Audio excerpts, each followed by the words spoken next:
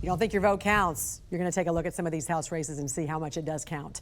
A historic election with record voter turnout. America has spoken. They want Donald Trump back at the White House. Former Maryland Governor Bob Ehrlich joining us this morning with some analysis. And Governor, when it comes to the White House, it wasn't even close. I mentioned earlier, he got North Carolina by almost 200,000 votes, Georgia by more than 120,000 votes, Pennsylvania by 200,000, Wisconsin 100,000, all of these very important battleground states. What stood out to you about the vote and Trump taking these major battleground states? Well, first of all, the National News Desk has done a great job. I need to say that, and been on top of everything all night, and really impressive.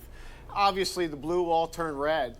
A lot of this had, quite frankly, North Carolina, Georgia, either Nevada or Arizona in the red column, in the Trump column prior to this evening. Just looking at the polls, getting the feel of this election, the dynamics of this cycle, but seeing now the blue wall turn red is a big deal. That's historic. Again, we're going to talk about realignment now for weeks and months and probably years with regard to both parties, but you really see the realignment in very tangible form take place in that now new red wall in the Midwest. Commentators coming out in droves right now talking about this. We got investigative journalist Julie Kelly, who wrote, "A total humiliation this is for the architects and promoters of the January 6th narrative. They really believed January 6th would destroy Trump and MAGA movement, and instead they did the exact opposite." Journalist Ian Miles Chong wrote, "It's over for wokeness. It is done. This election was a referendum on DEI, on CRT, on trans ideology, on the woke mind virus, on the extinctionist cult." How out of touch is mainstream media, Governor, and some of these pollsters? Well, bad night for woke, but bad night for the people who didn't believe in the parent revolution and parent power. But quite frankly, we tend to complicate this. So you're looking at 14 million uninvited people, the border being issue one, issue 1A being the economy. The average person can't take his or her family out to dinner. And there's no narrative that could have overcome those really objective numbers. I thought that really from the jump, that you can talk about all these other issues, all this parenthetical stuff, but when you go to the grocery store, that number is the number. It's objective. You're paying it right out of your pocket. Take your family to dinner, wherever dinner happens to be. That number is objective. Nothing any politician can say at the end of this cycle especially change those objective numbers, and people felt that, and they acted out. So all these other issues are really important. Bad night for woke, bad night for good night for parents, all that stuff. Bad night for lawfare, by the way. People didn't buy it. They just didn't buy it. It was weak, and it was embarrassing for the criminal justice system in our country. But to me, really, once you got to those first two issues, it would have been very difficult for either the president or vice president to win this race this cycle. Former Maryland Governor Bob Ehrlich, we appreciate you joining us this morning here on the National News Desk. And we also thank you for sticking around, because we're going to talk to you after the break about some of the important House races, including one in your state that you're keeping a close eye on. So we appreciate you sticking around. So. Coming back to you shortly here. An ABC exit poll found that 45% said they are worse off under the current administration. That number is even higher than 2008 during the Great Recession. All right, Angela, thank you. Trump and a landslide victory to the White House. The Senate flipped for the GOP, and former Governor of Maryland, Bob Ehrlich, joining us again for some election analysis. And Governor, you spent a fair amount of time in Pennsylvania, which has been given intense focus in this campaign. Can you give us some insight on what's been going on there in the last weeks? My observations from probably 6-8 weeks ago, Johnstown, Pennsylvania, Trump rally. My wife and I came over from York. We've been doing a lot of work south of Harrisburg. We decided to go to Western PA and just check the scene out. And what really struck me, and I relayed this to many, many people upon my return, was the presence of organized labor. You know, what you just heard from Angelo was sort of these many realignments occurring over the last really 8 years during the Trump era. Part of the one element, I should say, of this many realignments is organized labor, private sector organized labor. Fracking being the issue in Western Pennsylvania, nobody buying Kamala Harris's flip-flop on fracking. They bought it last time with Biden. They did not buy it this time with the VP.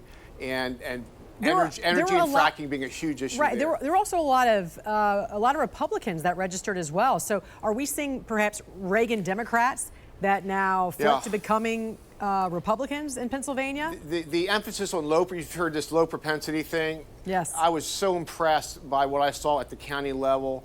And by the way, this just doesn't occur 6 weeks out or 6 months out. This takes years, a lot of energy, a lot of money, a lot of people to do this, really targeting low propensity folks. Also, college campuses, younger people.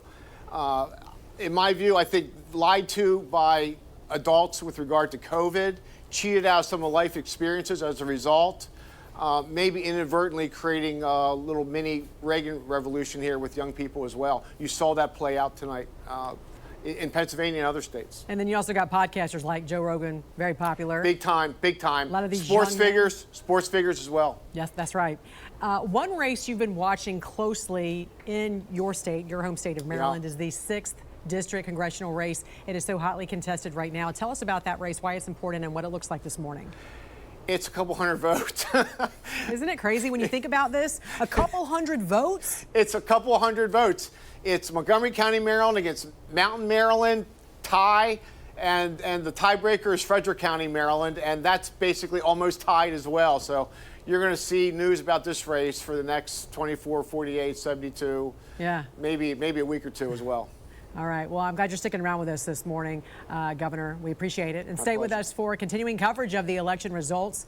Former President Trump, again, set to become the 47th President of the United States. Americans calling it the greatest comeback for President-elect Donald Trump. Former Maryland Governor Bob Ehrlich has been joining us all morning with some analysis. And you know, Governor, it's interesting to hear all these analysts coming out now to explain what happened, because Americans know what happened. They don't care about celebrity endorsements. They aren't focused on January 6th. And as the New York Magazine reported, a TV executive said, quote, if half the country has decided that Trump is qualified to be president, that means they're not reading any of this media, and we've lost this audience completely. A Trump victory means mainstream media is dead in its current form. And the question is, what does it look like after? What do you think, Governor? What does it look like after? You can't insult half the country. So it really doesn't actually matter what it looks like. Obviously, it's more diverse, obviously. The networks don't control everything the way they used to. But you just can't run a campaign using celebrities, degrading flyover America, using the terminology Nazi, all this stuff you saw this campaign. We saw this in 16, irredeemable deplorables. You've seen Cubans comment the other day. This gets old. People are tired. They don't want to hear it. They resent it. So I think that's more the message than anything else. The reason they're turning out is they're tired of getting abused. They're tired of getting degraded. They're tired of these characterizations simply because they support a candidate who they think speaks for them. You talk about the elites in this country, and look at that map. Just look at that map. So I think that's really a central message. What they're going to do about it remains to be seen. What lessons they derive from this remains to be seen. That will unfold on the Democratic side over the coming weeks and months. Very quickly, political analysts now saying Harris was a bad choice. They say she was too progressive, and she also picked a running mate even more progressive than her. She was too hard left, California left, but again, she inherited a really bad situation. I'm not sure anyone could have saved with regard, one, to the economy, cost of living, we talked about that, and obviously the border. 14 million uninvited folks putting a lot of pressures on local governments, and never a real answer as to why. Irregardless of that, though, many believe she was way far left than even Biden was. So what does the Democratic Party look like moving forward? Are we seeing Americans finally done with this woke mob mentality? Well, I have to say, you saw RFK, you saw a lot of quote-unquote liberals. Liberals have been on milk cartons for the last 8 years. And I think it's best for the country if liberals get back control of the labor liberal party of this country, the Democratic Party. It's a labor left party. Mainstream liberals have controlled that party forever until this last really 4, 6, 8 years where this whole woke progressive thing's taken over. Obviously, the middle of the country, flag of America, does not identify with this stuff. You saw the reaction to biological men and girls sports, Title IX, 50th anniversary of Title IX, how this issue really took hold in this election. And so learn your lessons or Which, look by at the another way, defeat in 2 years. if you look at the numbers, it is not just Republicans who don't agree with that. There's plenty of Democrats who also Well, there's a lot of Democrats who have daughters who compete in sports. I mean, it's just not that. Again, this is not a conservative movement. It's a common sense movement. Have a border, make the cost of living reasonable, have girls compete against girls. This is not exactly radical conservatism. Former Governor of Maryland, Bob Ehrlich. Pleasure to have you with us this morning. We'll be checking in with you throughout the morning. Thank you. And Governor, you know, it wasn't even close. As we have said, North Carolina by 200,000, Georgia by more than 120,000, Pennsylvania, 200,000 votes there. Some analysts now coming out and saying what really Americans have known all along, and that is mainstream media and pollsters way out of touch with everyday Americans. What stood out to you about the vote and Trump taking these major battleground states? You had these two threshold issues. The economy, cost of living, too high. You had 14 million uninvited folks here that the vice president was supposed to be in charge of that whole operation, never had an answer for it. So those issues alone, in my humble opinion, decided the race. You had a second tier of issues, American energy independence, huge issue in Pennsylvania, fracking, abortion, female sports, Title IX. Became a major cultural issue, social issue in this race.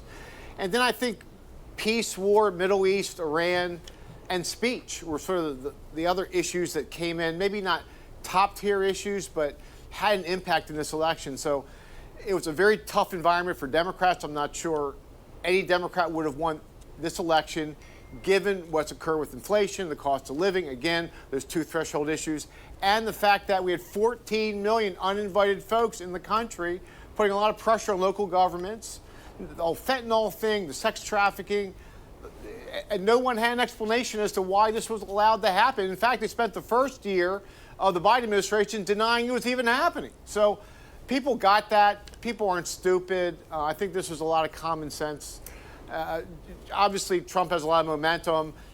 A Republican Senate counting from 52. I'm looking at those races very closely.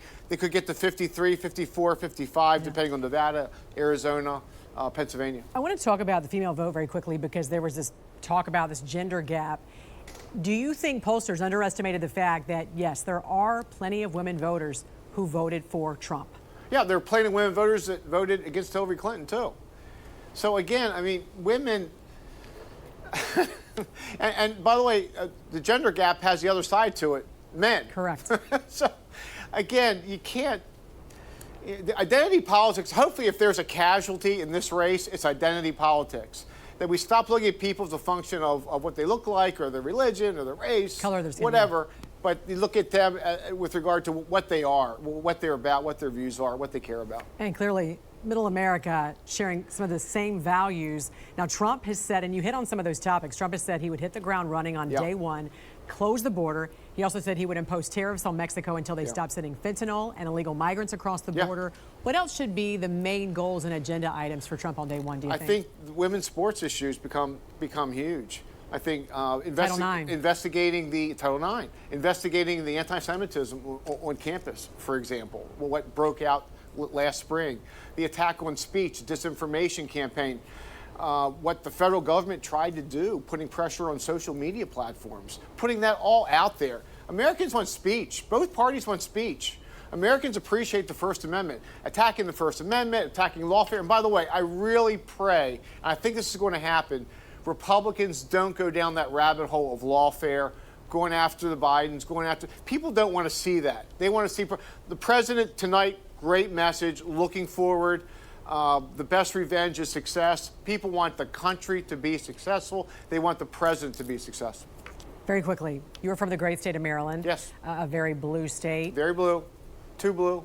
What does the Democratic Party, do you think, look like moving forward? Because now you hear political analysts saying Harris was a bad choice, too progressive. She picked a running mate even more progressive than she was. I think you're going to have a fight between progressives and liberals. On the Republican side, it's sort of been the establishment and MAGA. MAGA clearly is in control. The establishment's kind of gone along, not everyone, but clearly tonight that's the case. The fight on the left, the intramural fight on the left, is going to play out over the coming weeks and months. It'll be fascinating to watch. We are going to be watching also this one Maryland race that I know you've got your eye on. Maryland 6. In regards to the House, and we'll come back shortly after the break here. Former Governor of Maryland, Bob Ehrlich, great to have you on this morning. Americans calling it the greatest comeback for President-elect Donald Trump. Former Maryland Governor Bob Ehrlich joining us this morning with some analysis. And Governor, I want you to take a look at this tweet right here and tell me what you think about this. This person wrote, I believe the biggest message may be in 2 states that Harris actually won, New Jersey and Illinois. Harris only winning 2 deep blue states by 4 or 5 points. That Biden won by 17 points is a screaming message about progressive culture, war failures. From crime to police to migrants to school board issues, even blue states become pragmatic when progressive ideology runs amok. This is not a political failure, it is a cultural one. Critical theory and its insidious ideological cousins are failures, and politics follows culture. Do you agree? Yeah, policy and politics. In fact, I would adopt all of that. But if you look at the constituent elements of sort of what occurred, I just wrote this down last 5 minutes, Jen. So you had a bad issues environment for an incumbent. You had a bad political environment where 70% of the country said that the USA was on the wrong track. That's a very difficult environment for an incumbent. You had these mini realignments going on, which we've talked about during the course of the morning. You had a